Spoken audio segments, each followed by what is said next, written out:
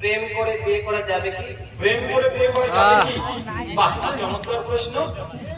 যে প্রশ্ন করেছেন তাকে যদি প্রশ্ন করি যে ভাই, তোমাকে যদি প্রশ্ন সেই ছেলেটা সে করে যেই ছেলেটা তোমার বোনকে প্রেম করে, কেমন লাগলো শুনতে? তার বোনের সঙ্গে একদম মানে ভালো একদম প্রেম জমে উঠেছে, জমে একদম চির হয়ে গেছে।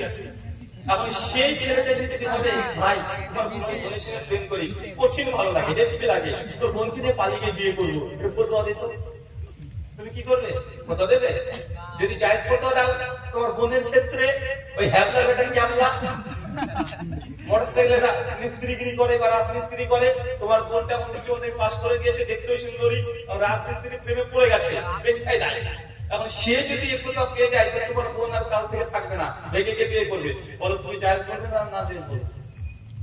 কি বলবে তুমি? না জায়েজ বলবে না? আমার বোনের সঙ্গে প্রেম করবো মানে ঝুঁকিয়ে খাও খিচুড়ি বলতো।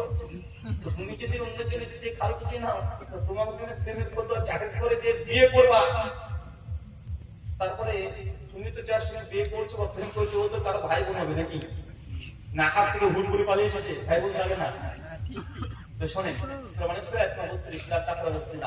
জেনে যে রাস্তায় আছে তার ধারে কাছে যেও না। সে বুখারী 660 নম্বর হাদিস, সাত শ্রেণীর মানুষকে আল্লাহ আরশের নিচে স্থান দিবে।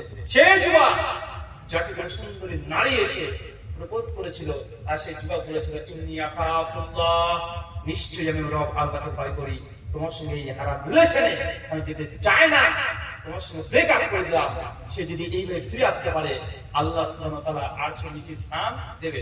তিরমিজি হাদিস নাম্বার 2127, দুইজন নারী পুরুষ যদি একত্রিত হয়ে কোনো জায়গায় বসে, তৃতীয় একজন চলে আসে, তার নাম আপনি না, যে প্রশ্ন করেছে ইংলিশ